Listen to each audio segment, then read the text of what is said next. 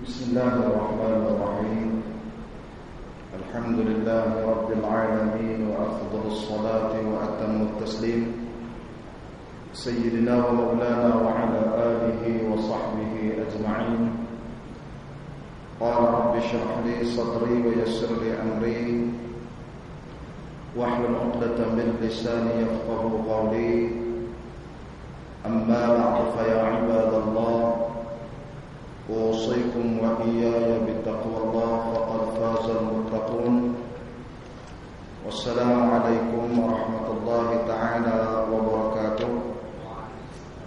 Alhamdulillah, sekali lagi kita panjatkan rasa terima kasih dan syukur yang tidak terhingga kepada Allah Subhanahu wa taala atas nikmat kesehatan dan kelapangan. Sekali lagi dapat bersama-sama mengimarahkan rumah Allah, tempat ibadat yang mulia ini. Sementara kita nak tunggu sembahyang Isya secara berjemaah, sekali lagi kita nak menyelami sejarah hidup manusia yang paling agung yang dilahirkan ataupun diutuskan oleh Allah Subhanahu wa taala, yaitulah Nabi kita Muhammad sallallahu alaihi wasallam. Baik, tentang hari itu kita baca satu tajuk mengenai kelahiran Nabi sallallahu alaihi wasallam dan juga penyusuan yang diberikan kepada Nabi sallallahu alaihi wasallam, dalam arti kata lain kisah kelahiran dan kisah Nabi sallallahu alaihi wasallam menyusu dengan ibu susuan Nabi sallallahu alaihi wasallam. Baik, malam ni kita nak sambung terus dalam tajuk kelahiran Nabi sallallahu alaihi wasallam dan juga proses penyusuan Nabi sallallahu alaihi wasallam, masuk dalam pengajaran dan juga renungan daripada kisah yang kita baca. Malam ni nak sambung lagi buka surat 58. Seperti mana kata tuan kitab kita Dr. Said Ramadan Al-Buti rahmatullahi alaihi, katanya Nabi Muhammad sallallahu alaihi wasallam dilahirkan dengan keadaan yatim piatu. Sesudah itu datuknya pula meninggal dunia. Peristiwa ini menyebabkan Rasulullah sallallahu alaihi wasallam hidup di peringkat kecilnya tanpa mendapat kasih sayang daripada ibu dan jagaan serta perhatian yang wajar daripada bapa. Kita nak sambung malam ni, Dr. Said nak cerita kata ujian yang pertama Nabi diuji oleh Allah beranak anak yatim. Ni manusia nak jadi hebat di hujung hidup, permulaan hidup kena teruk. Sebab tu kita tengok kisah sahabat-sahabat lain pun macam Abu Hurairah sebagai salah satu contoh. Mai daripada Yaman nak mengaji dengan Nabi. Setengah cerita kata masuk Islam umur 50, setengah cerita kata masuk Islam umur 30 Abu Hurairah. Mai masuk Islam adik-beradik lain tak ambil tahu apa. Sebelum nak mengaji pondok dengan Nabi SAW ni ambil upah dulu, kerja kebun kurma. Macam kita pi ambil upah motong pokok getah orang, bagi dua sekerak RM2 4 kupang, bagi dua pula RM1 2 kupang seorang. Abu Hurairah pun macam tu, pi kerja nak mengaji tak ada duit, ambil upah kerja. Bila ambil upah kerja, lepas ada duit baru masuk mengaji di pondok sekitar Masjid Nabawi. Bila mengaji datang sampai habis duit, tak ada duit nak guna, tak ada duit nak beli guna makan, sampai terpaksa ikat perut dengan kain, dengan pakaian. Lepas tu tiap-tiap malam tidur di perkarangan masjid tengah malam, sampai orang kata dia gila. Duit dia tak boleh makan, nak kerja sayang nak ngaji, nak tunggu mak ayah mai bantu. Mak ayah bukan Islam, dia seorang yang masuk Islam. Mai merantau punya jauh, kerja mula-mula ambil upah tak ada apa, akhirnya bila habis duit kekah menjirat tak tidur sebilik dengan kawan, keluar tidur di perkarangan masjid, takut tidur dalam bilik kawan beritahu kata dia ni lapang tak ada duit, lapang tak ada duit dan tak minta kawan, tidur di perkarangan masjid tiap-tiap malam, ikat perut dengan kain takut masuk ni. Orang kata dia gila, bilik tidur ada, lari keluar tidur tengah laman. Rupa-rupanya Allah Ta'ala nak mengangkat darjah Abu Hurairah di hujung hidup dia. Ni nak cerita di antara orang yang diuji hebat kita faham Nabi. Abu Hurairah betul. Nak kerja tinggal ngaji. Nak ngaji tak ada apa. Tak ada siapa main duk tolong bantu, tak ada mana-mana korporat main duk support. Kita cakap bangsa muda mu'alaf, umur 50 main ngaji, 3 tahun boleh mencapai hadis lebih kurang 5,000 hadis dalam masa 3 tahun. Main ngaji, ikat perut, tidur tidak sampailah Nabi SAW bawa benar makan, pergi gerak tengah tidur tengah laman. Abu Hurairah awak tambah kata tak ada duit, tak kisah cerita pun. Nak pergi kerja tinggal ngaji, nak ngaji tak ada duit, tak ada pernah makan, ikat perut rapat ngaji lah. Akhirnya Allah Ta'ala bagi kehebatan dan kemuliaan di hujung hidup orang-orang yang susah mula hidup. Sampailah satu peringkat Abu Hurairah ni duk mengajar. Ada seorang orang tua ni duk mengaji dengan Abu Hurairah. Tengok tok guru kita ni tak kahwin ni. Last sekali orang tua tu tanya, Ustaz, kalau ada orang nak ambil buat menantu ni agak-agak nak. Abu Hurairah kata, nak lagu mana duit sekupang tak ada nak belah nak orang. Dia tak datang. Kalau ada orang nak bagi, suruh kahwin, nak. Dia kata nak tu nak lah, tapi duk fikir pasal duit. Orang tu kata tak payah fikir pasal duit. Kalau orang nak suruh kahwin ni, kerja tak payah nak. Dia kata kalau tak kena jamaah, memang duk nak nikah. Lepas tu dia tanya siapa dia. Orang anak semawa tu saya, anak saya perempuan nama Bishrah. Hak tanya tu nama Azwan, Bishrah binti Azwan. Nak bagi anak darah, bagi kahwin, lepas tu bagi sekali duit-duit sekali. Dia kata kalau kahwin saja tak kena cari duit, boleh pakai jadi. Kahwin-kahwin puan tua bagi duit 2, 3, 4 kundi, pikir boleh. Kita fikir cara logik tak ada kelulusan. Nak kerja ni kita fikir tak ada kelulusan payah walaupun ada ilmu. Kita fikir tak tempuh, tapi Tuhan bagi tempuh juga dalam sekelip mata. Yang miskin tak dapat terus jadi kaya. Permulaan hidup yang cukup sukar, mai merantau Yaman, mai ke Madinah.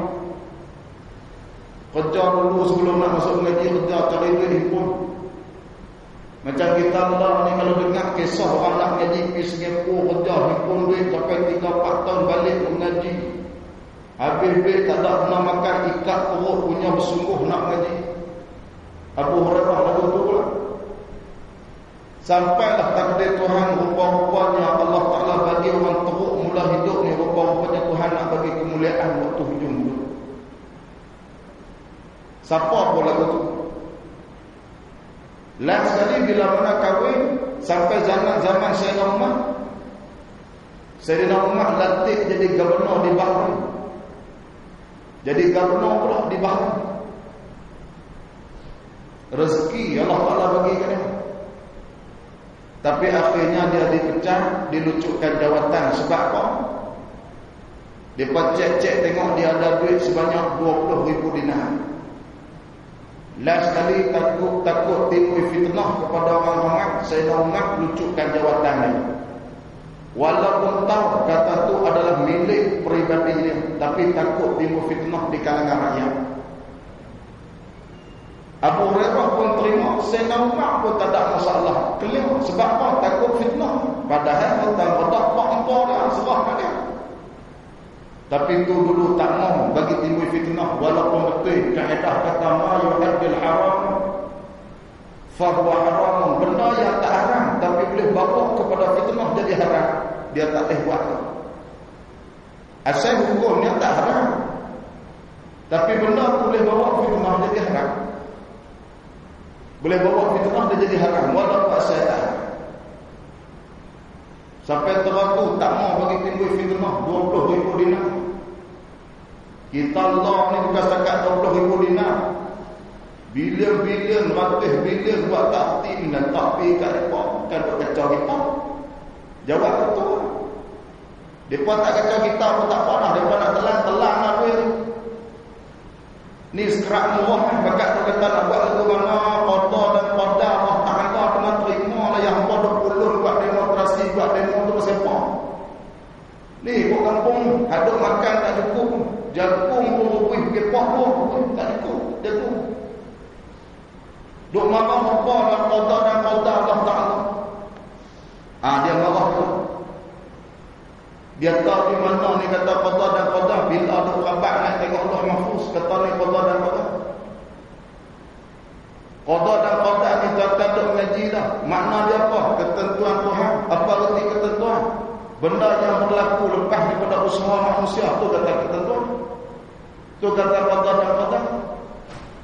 Ni duk saja nak jadi apa jadi qadar dan qadar tu tak buat apa sekerak murah lah qadar dan qadar sekerak tinggi qadar dan qadar duk saja qadar dan qadar. Qadar dan qadar ni mati sekalian benda berlaku selepas daripada usaha tu kata qadar dan qadar. Lagu mana? Ni saya angkat tangan. Lagu mana boleh terangkan? Dengan sebab saya angkat.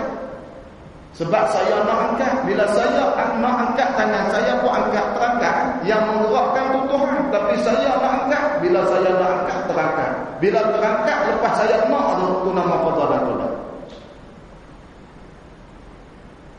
Walaupun gerak ni Tuhan yang gerak. Tapi saya nak angkat usaha saya berlaku lepas usaha kita. Itu qadar dan qadar. Itu dalam ilmu tauhid. Usaha kita lepas pada usaha kita tu qadar dan qadar bukan duk saja. Ni setengah duk faham nak buat lagu nak benda berlaku atas dunia sebab pada Allah Ta'ala kita duk ulun duk kona ke mana menjadi buturah dia. Duk kira Tuhan belakang. Kalau Tuhan belakang tuan-tuan kita sembahyang. Tuhan dah boleh bangun sebab dia gerakkan kita. Kita rukuk Tuhan gerak, dia boleh bangun. Kita sujud, dia boleh bangun sebab apa? Sebab Allah Ta'ala gerakkan kita boleh sujud. Kita buat dosa Tuhan boleh, kita buat benda jahat, benda maksiat Tuhan boleh dosa sebab apa? Sebab dia gerakkan kita jadi boleh buat maksiat. Lepas tu pasal apa kita sembahyang boleh bangun kita? Pasal apa kita menolak boleh dosa kita bagi dosa ke Tuhan? Dah kita kata-kata Allah Ta'ala kata. Pasal apa sembahyang boleh bangun kita? Pasal kita yang usaha waktu dapat pahala kita. Pasal apa minum Allah boleh dosa ke kita? Pasal kita usaha berjalan kita. Bila kita usaha nak pergi bergerak berlaku benda yang kita nak buat, Allah Ta'ala gerakkan dengan usaha kita. Tu kata-kata. Aku ni bodoh, aku ni jahat, nak buat guna Tuhan tentu lah lagu tu. Dah tak usaha, bukan kata-kata. Kena usaha. Berlaku selepas pada usaha tu berkoda-koda. Allah Ta'ala tak ubah satu kaum dalam Quran, melainkan mereka yang ubah sendiri. Apa arti? Melainkan mereka yang usaha untuk ubah. Itu kata-kata. Ini kembali balik cerita tadi, kisah kesusahan Abi Hurairah. 20,000 dinar, walaupun tahu kata tu milik, tapi takut timbul fitnah. Takut timbul fitnah. Tu yang Sayyidina Umar luncurkan jawatan. Kan benda bila timbul fitnah walaupun betul. Kita kena elak walaupun benda tu tak salah tapi timbul fitnah kena elak. Kita pernah dengar dalam ilmu tasawuf bagaimana ada di kalangan orang yang fana tengok benda apa pun semua kata Allah Ta'ala Dia fana lah, dia larut dah dalam kasih kepada Allah Ta'ala. Sebab tu tengok pokok kata Tuhan. Bila tengok pokok kata Tuhan, orang yang berkuasa di kalangan pemerintah Islam wajib bunuh dia. Sebab apa? Sebab dia timbul fitnah orang apa? Ni ustaz dia fana sungguh, dia beli tok wali, biar pi dia sungguh tak sungguh dia tok wali pun, tapi timbul fitnah. Yang kita pernah dengar ada ulama bila mana dipacung tulis darah, tulis la ilaha illallah, nak apa kata dia ni orang hebat. Tapi sebab apa pihak berkuasa kena bunuh dia, timbul fitnah kat mana? Tengok pokok kata Tuhan, tengok kereta kata Allah Ta'ala, tengok kipas Allah Ta'ala, tengok masjid kata Allah, tengok semua Allah Ta'ala kata. Kenapa? Walaupun dia ada di tempat yang betul, kerana timbul fitnah. Abu Hurairah, Sayyidina Umar lucutkan jawatan. Sebab menimbulkan fitnah kepada orang ramai. Duit banyak, aset peribadi banyak, 20,000 dinar, 1 dinar lebih kurang 400 dah berkemah tahun. Kita malam ni 1 dinar menyamai 4 gram mah, lebih kurang 1 gram lebih kurang 400, 1 dinar 400 ringgit. 20,000 dinar tu aset peribadi. Abi Hurairah dilucutkan jawatan. Rupa-rupanya susah pada peringkat awal petanda dan isyarat Allah Ta'ala nak memuliakan seseorang di hujung hidup. Sebab tahun ini tuan-tuan banyak di kalangan generasi anak-anak beranak kita, zaman-zaman anak beranak kita geng-geng muda,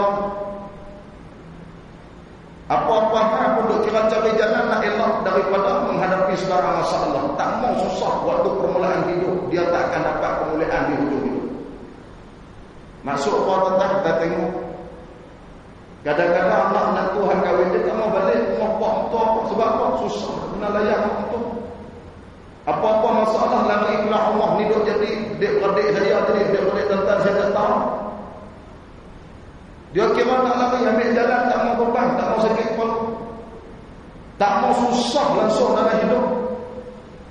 Tu yang bila mana meningkat dewasa, bina keluarga, anak bina habis bercerai-berai, pasal apa? Tak matang dalam hidup, tak pernah menerima bebanan hidup waktu muda.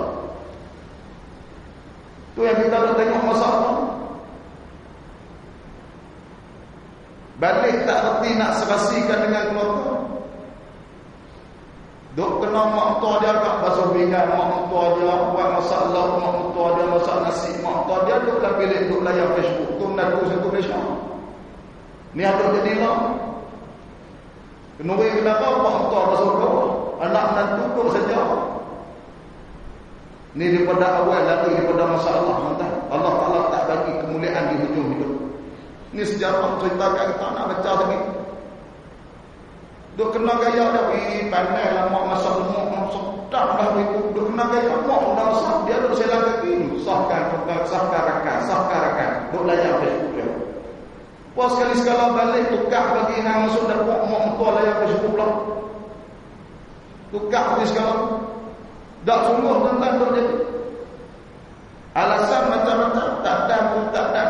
Ni tak pernah menghadapi bebanan dan cubaan pada peringkat permulaan hidup. Dia jadi manja.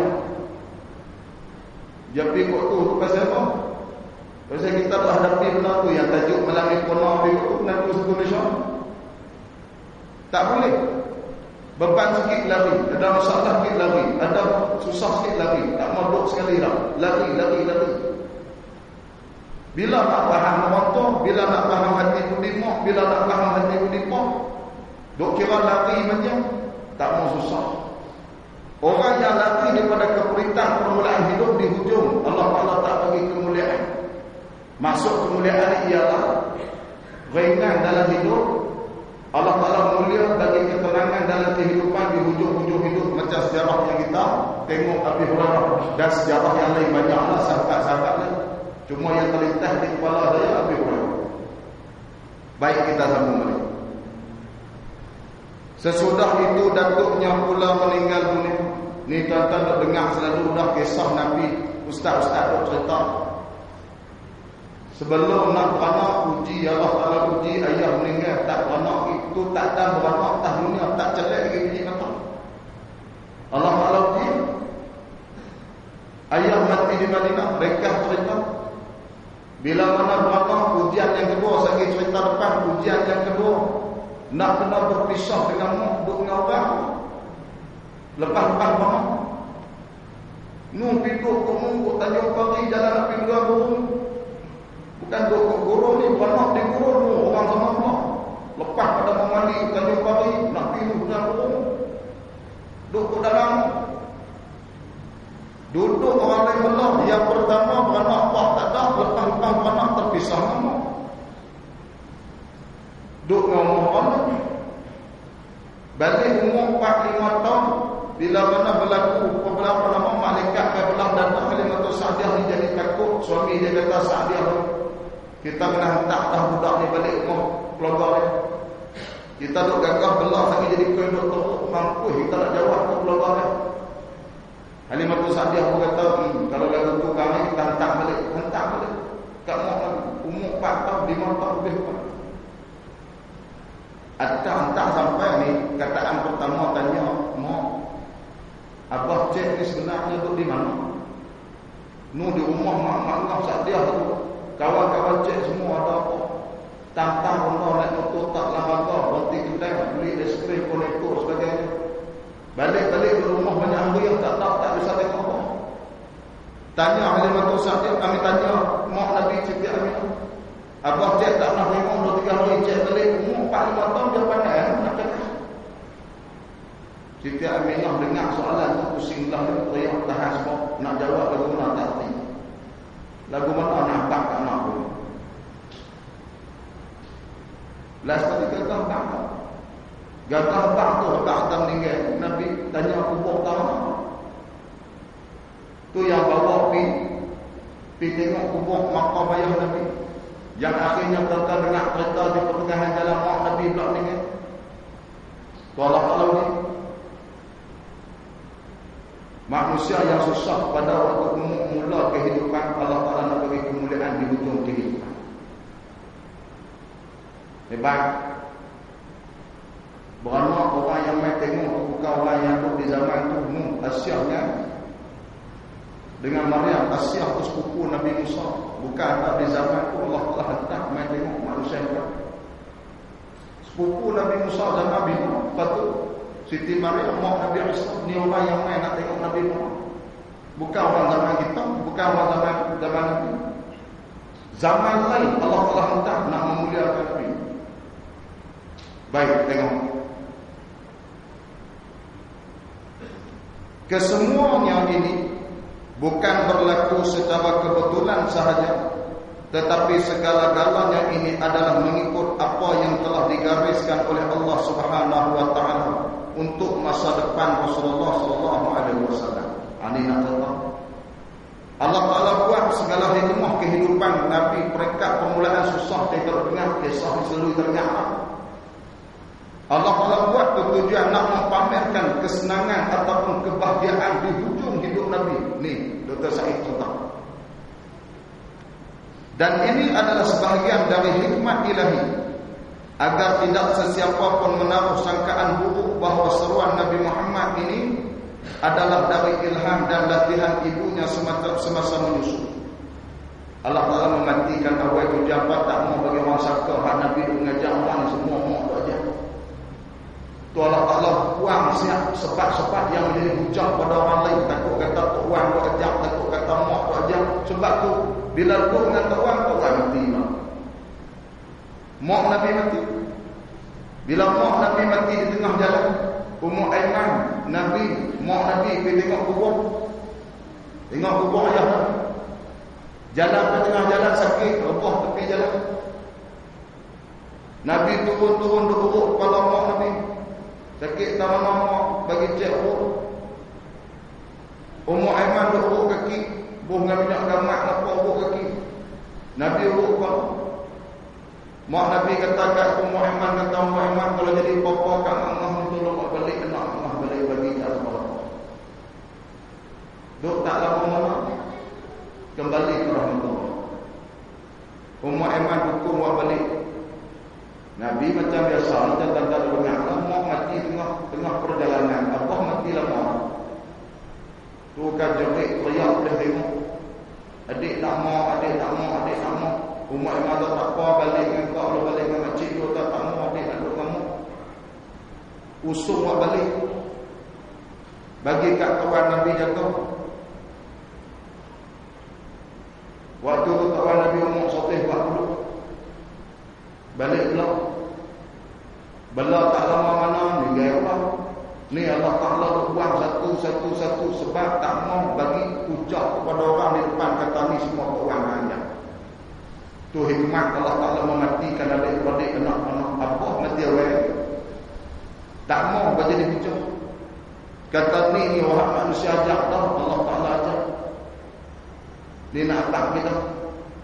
Dalam doa kepada orang tu tak faham tau. Nabi ni manusia tak boleh pakai semua ayat-ayat perkataan dia semua daripada hati dia tak boleh pakai, yang boleh pakai Allah Ta'ala. Tu yang tuan-tuan dengar isu dalam bulan Fat. Kasih Ahmad anti hadis sebab hadis itu perkataan manusia, bukan perkataan Allah Ta'ala. Perkataan manusia bila manusia ada salah macam itu. Ni doa apa? Bukan setakat kita lah syahadah tu saya doa. Orang kafir nak masuk Islam mengucap kalimah syahadah, asyhadu an la ilaha illallah wa asyhadu, kalau selang lama tak sah Islam. Bukan kata tak kata selang lama. Asyhadu an la ilaha illallah dia berhenti lama. Lepas tu wa asyhadu anna Muhammadar Rasulullah baru kata tak sah syahadah dia dan tak masuk Islam dia. Bukan buat sedang lama. Tu dalam syahadat, sah batal syahadat. Dia asyhadu an la ilaha illallah wa la ustaz, beliau tak boleh syahadat saya sesat. Ustaz tu datang, beliau baru dia sambung wa asyhadu, tak boleh, tak sah. Dia kena sambung asyhadu an la ilaha illallah wa asyhadu, sampai habis. Jangan nak berhenti lama. Tu dalam syahadat.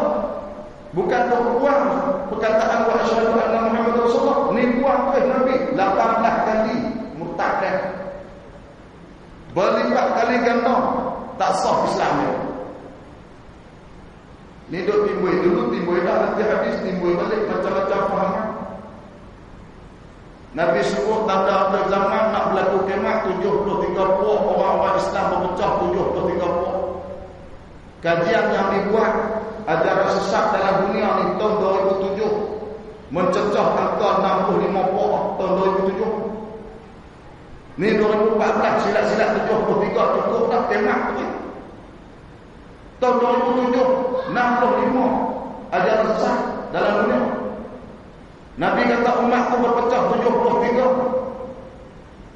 Hak tu tuan-tuan dengar 72 tak selamat, satu selamat. 73 tahun 2007 65 puak.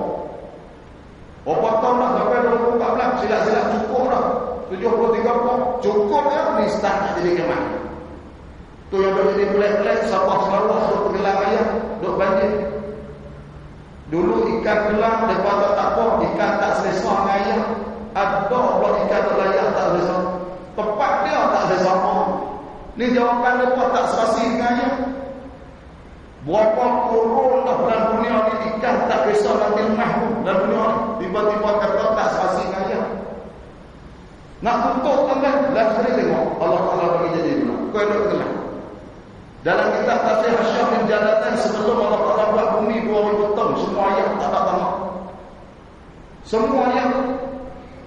Ada Baitullah dibuat daripada Zuhdatun Baidah, buih yang putih. 2000 tahun ayat datang lepas buat bumi. Di bawah tanah ni semua ada ayat. Kita tak ada ayat sebab tu korek telaga tak mana apa ada ayat. Mesti jumpa. Dalam dan tak dalam mesti jumpa. Ada ayat. Sebab tu bila mana dekat tak rosak dunia Allah Ta'ala punah tenggelam. 65 puak. 2007 lagi 2014 silat-silat 73 puak dah. Kita betul. Duk jadi macam-macam. Fahaman tauhid macam-macam. Mengaji tauhid khalaf tak betul, tauhid tak betul, duk jadi sesat. Tauhid khalaq ni siapa yang mulanya? Siapa yang mula asaskan?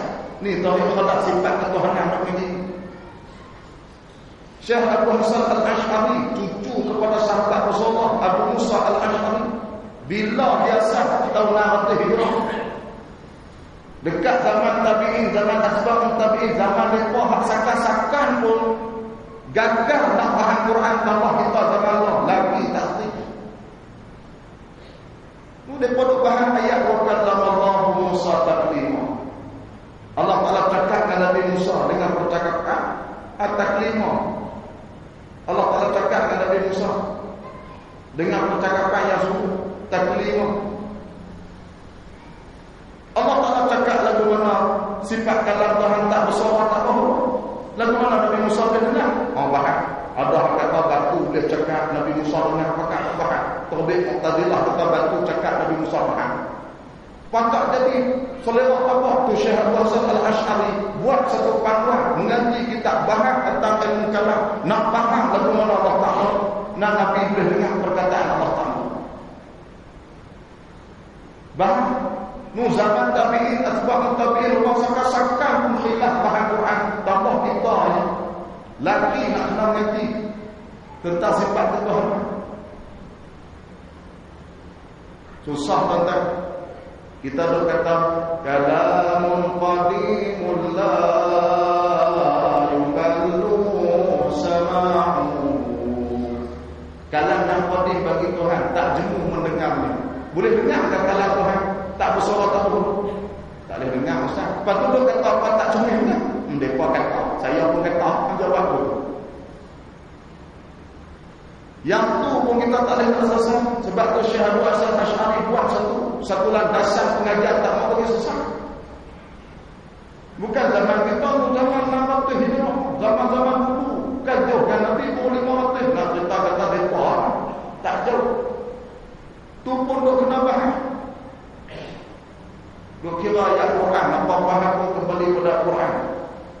Ni orang ayat Quran dah ni wa kallamallahu Musa taklima. Allah Taala cakap dengan Nabi Musa semua. Cakap pun. Duk kira ayat Quran, qul huwallahu ahad. Kata kepada Muhammad Allah Taala itu satu. Kalau Allah Taala satu, hang pun satu, lalu pakai satu, aku pun Tuhan, Tuhan pun Tuhan. Dah kita pun satu. Qul huwallahu ahad. Katakan oleh Muhammad Allah Taala itu satu. Allah satu, kita pun satu. Lepas tu sama Allah. Tentang ini jawab dah. Lepas tu siapa yang berurai kata besar pada zat, besar pada sifat. Zat tak boleh berulah bagi, bukan berjirim, bukan berjisim. Siapa berurai? Abu Hasan Al-Ash'ari. Lepas tu kita berfaham main daripada dia ajar. Kalau dia buat tak ajar, kita nak berurai dulu. Qul huwallahu ahad. Dia tu kira dalil main Quran, zaman ni 600 Hijrah pun khilaf dalam memahami Al-Quran. Tambah kita nak pakai Al-Quran tu. Zaman asbab tabi'in, zaman tabi'in pun khilaf duk bahas ayat Quran. Ani yang Abu Hasan Al-Ash'ari saya nak letak nak cerita tentang firqah yang banyak. Dan tadi mengaji dah bab tauhid. Sifat kalam, sifat bahasa tentang lagi cuma nampak kata timbul pun.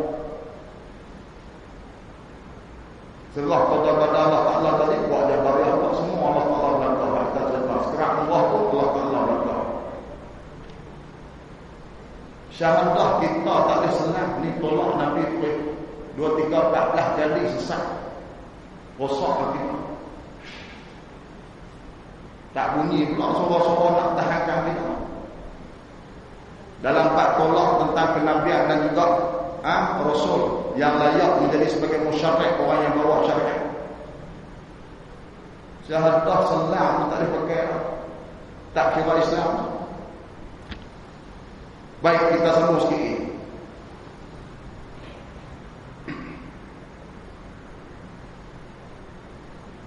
Ataupun hasil dari tunjuk ajar daripada bapa dan neneknya. Kerana neneknya Abdul Muttalib, dia terjemah makna nenek kawan Nabi, adalah manusia yang terkemuka di kalangan kaumnya. Lebih-lebih lagi soal pembekalan makanan dan minuman untuk jemaah haji adalah di bawah kelelahan dan tanggungjawab kawan Nabi.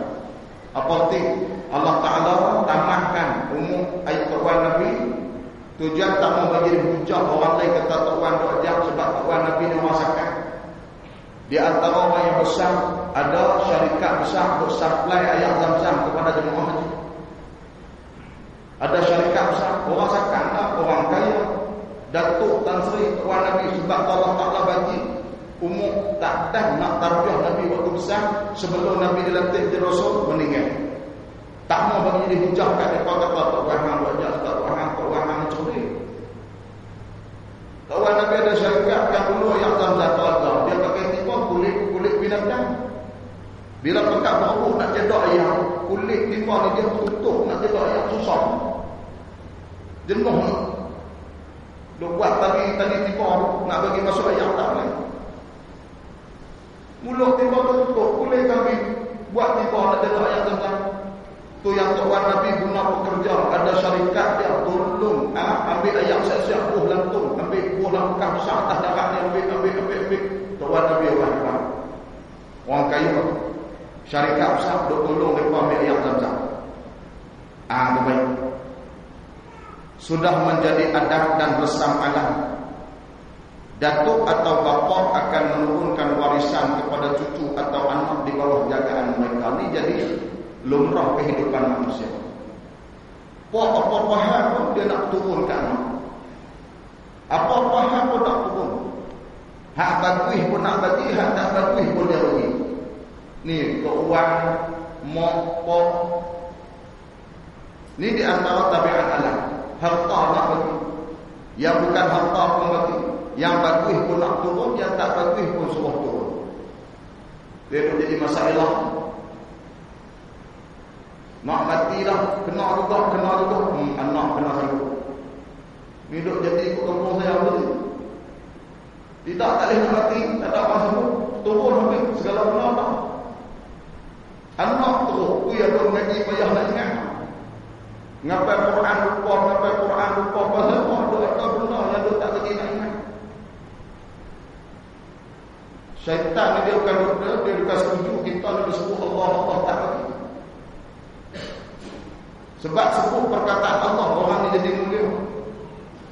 Sebab tu kita tengoklah kitab Munitul Musalli, doa sembahyang hajat.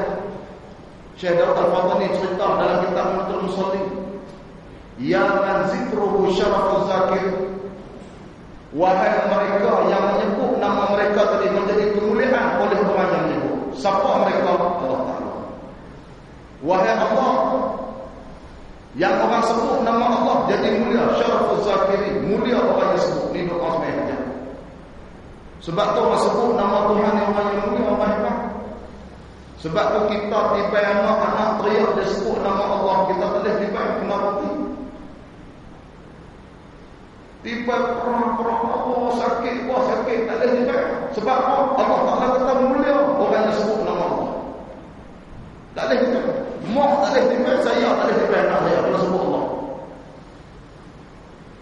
Ya man zikruhu syarafuz zakirin. Lagi kalau cari jalan tak mau bagi orang Islam sebut nama Allah. Tak mau. Atau yang tukar macam-macam yang good morning lah, afternoon lah, dia sambung satu Malaysia, satu Kedah, satu Gurun, satu Purwajar. Itu Gurun gong. Oh, salah. Assalamualaikum. Salam satu Malaysia. Tak mau bagi sebut rahmatullah. Tambah perkataan, tak mau bagi sebut. Kalau tak tambah, tak sebut tu, tahan ini.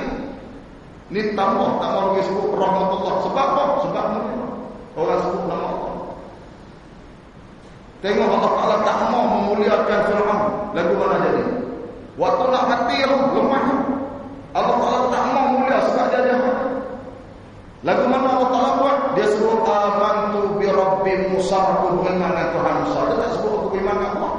Allah Ta'ala tak mau bagi Fir'aun mulia. Sebut nama Allah mulia. Malaikat subah masuk dalam mulut. Pasal tak boleh nak. Akhirnya tenggelam. Ini ada pesan daripada keluarga, daripada mak ayah, selalunya dia akan ajak anak-anak mereka supaya menimba segala pengalaman dan ilmu daripada ayah ataupun waris di atas. Dan seterusnya, apa yang akan berlaku dalam kisah ini, kita akan tengok kisah di bulan depan. Bagaimanakah peristiwa-peristiwa yang akan berlaku dan apa yang akan didedahkan oleh pengarang kitab kita Dr. Said Ramadan Al-Buti rahmatullahi alaih, yang ini kita akan baca dan kita akan selami dalam episod pengajian akan datang. Memadai sekadar itu pada malam ini, mudah-mudahan ada kebaikan yang boleh kita ambil dan kita belajar, yang kita biasa dengar sebagai tazkirah, yang tak usah dengar sebagai ilmu, untuk sama-sama kita muhasabah dan menghitung diri, perbetulkan kelemahan diri yang ada, menampung cacat celah yang ada. Mudah-mudahan dalam masa huru-hara yang dahsyat pada saat ini, kita dapat menahan diri daripada jatuh dalam kacau yang dilarang oleh Allah Subhanahu wa taala. Aqulu qouli hadza astaghfirullah li wa lakum wa lisairil muslimin wal muslimat wal mu'minin wal mu'minat bi rahmatika ya arhamar rahimin. Wassalamu alaikum warahmatullahi taala wabarakatuh. Allahumma shalli ala sayyidina Muhammadin wa ala alihi wa sahbihi ajma'in. Allahumma 'allimna ma jahilna wa zakkirna ma nasina. Rabbi zidna 'ilman walhiqna bis-shalihin. Allahumma iftah 'alaina futuhal 'arifin kama fatahta 'ala anbiya'ika wa awliyaika wa 'ibadika as-salihin. Rabbana atina fid dunya hasanah wa fil akhirati hasanah wa qina adzabannar. Wa sallallahu wa sallama 'alaihi wa